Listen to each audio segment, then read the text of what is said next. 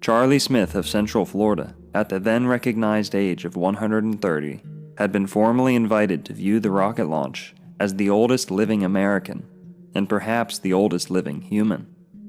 But after the launch, Charlie was asked to comment. What followed is perhaps the most savage thing I have ever seen broadcast to national television. Communications with the spacecraft have been perfect. Here is Bruce Hall. He's with Charles Smith. He's a 130-year-old former slave who came to this country 118 years ago. He's here for the launch of Apollo 17. Bruce Hall, come in. We have here among the VIPs one very unusual man. He's at least 130 years old. His name is Charles Smith.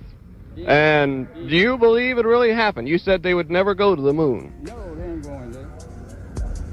I tell them that. And then the voters don't believe it. I said, no, ain't nobody going to the moon. No. What they going to stop up there? What going to hold that plane up in the air? What is going to hold it up there? The moon ain't going to hold it. Oh, they've been before. Money, of course, I don't blame for getting it.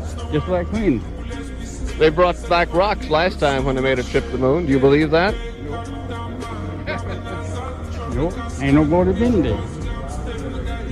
You don't believe they've been to the moon? No. Ain't nobody been to no moon. Well, Walter, that's the view of a 130-year-old man. Now back to you. Well, Bruce, Charlie Smith is not the only fellow who doesn't believe that man has gone to the moon. It's not as ridiculous a thought as you might think, or any of us might think.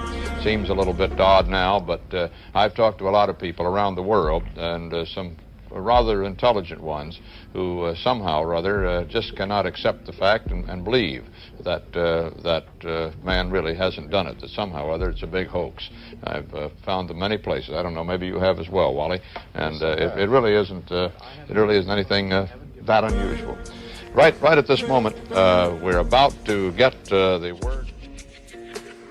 Up until this night, Charlie Smith was the oldest person in the United States, a folk hero, and a mascot to the state of Florida.